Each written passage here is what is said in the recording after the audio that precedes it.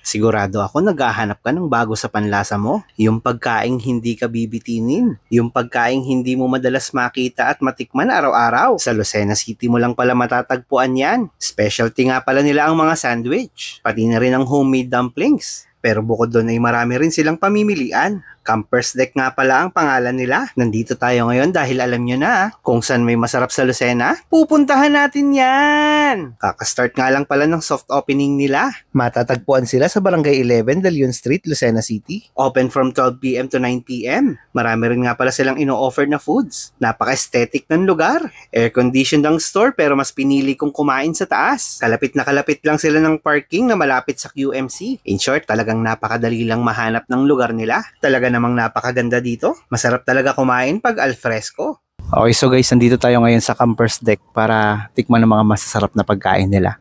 So bagong bukas lang sila, kakabukas lang nila, and then puntahan nyo rin, malapit lang ito dito sa may QMC, dito sa may parking lot. Ayan, tikman natin, hintayin yung pagkain. So guys, ito yung QMC, kadiretsuhan yan. Ayan, lakad niya. Tapos ito yung parking.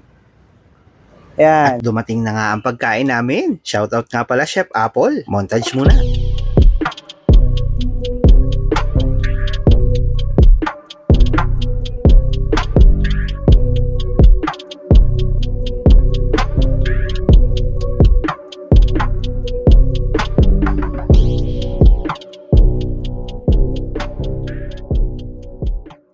Nagpalamig muna ako kaya sinimulan ko sa banana con yelo. Simulan na ang kainan. Saktong-sakto talaga to sa mainit na panahon. Pagpasensyahan nyo na at medyo sensitive ang ngipin ko sa lamig.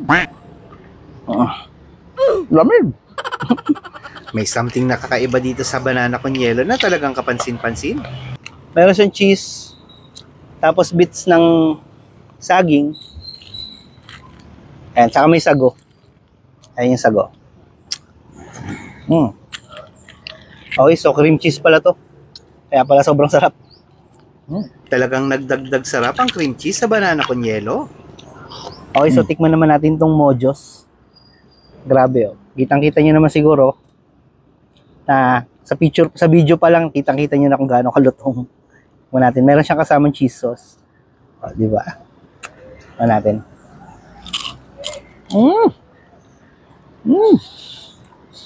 Rinig nyo yun? Rinig nyo ba yun?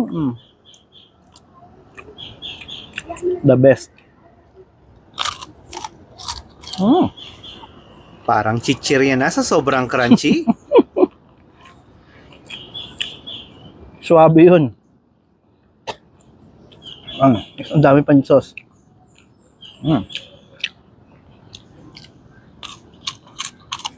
Yan ang hinahanap nating crunch sa Mojos. Panalong-panalo talaga to. Must try. Next on the list, Clubhouse. Meron na rin kasamang fries. Tapos ketchup. Tingnan natin. So fries muna syempre.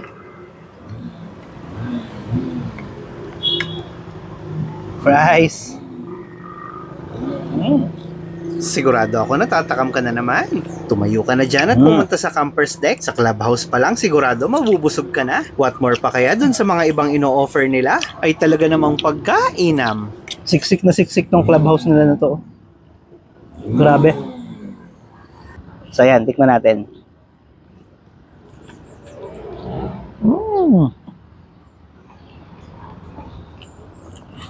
Grabe. Ito yung mga masasabi mo talagang hindi tinipid. Unang kagat mo talagang mamumuhala ka. So, saunahan sa ketchup. Parang masarap sa ketchup din to.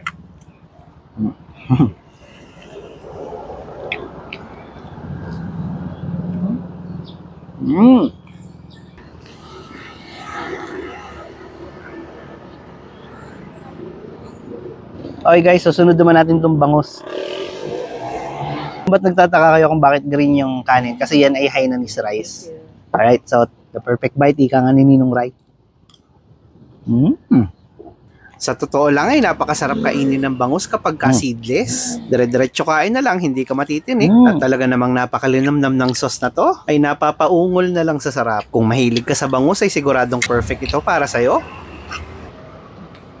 Grabe guys. Tingnan nyo kung gaano kalaki itong burger na to. Ang laki. Paano natin susubo to? Sige, try natin. Okay guys, so isunod naman natin tong napakasarap na burger na to.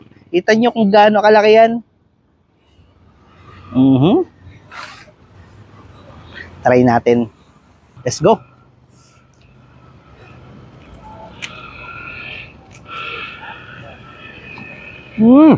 Grabe. Pure beef to, pare. Matulo-tulo pa, oh. Napaka-juicy.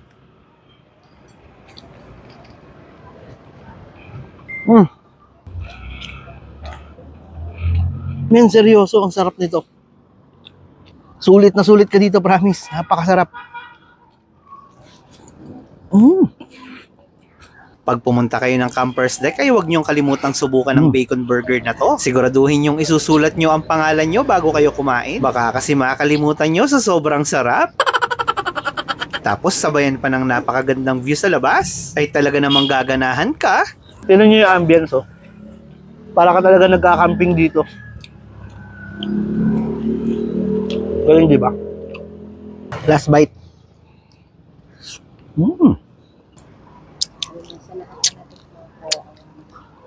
Sa dami ng burger na natikman ko, this is one of the best na masasabi ko talagang nagustuhan ko at talagang napakasarap. Okay, so guys, ngayon ko lang matitikman itong Cubana sandwich. So, tingnan natin kung anong laman ba at anong meron ba dito. So, ayan. Merong meat, merong ham, merong cheese, tsaka mga gulay. Tapos may marami pang iba. Ayan. So, tikman natin kung anong lasa. Tikman natin.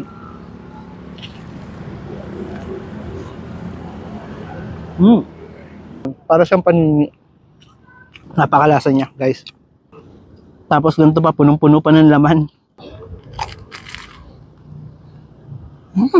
Sulit talaga ang ibabayad mo kapag kaganto kadami ang isa-serve sa'yo. Punong-puno ng laman na talagang napakalinamnam. Flavor bomb talaga ang Cubano. Ganito nga pala ang view nila kapag kagabi. Maliwanag at talagang nakaka-relax kumain. Nakapunta ka na ba dito? Kung nakapunta ka na, ipatingin naman ako ng picture nyo sa comment section. At sa mga hindi pa nakakapunta, ay itag mo na kung sinong gusto mong isama. Follow Jandel Vlogs for more videos. Comment, like, and share mo na rin. See you on my next vlog. Hanggang sa muli. Paalam!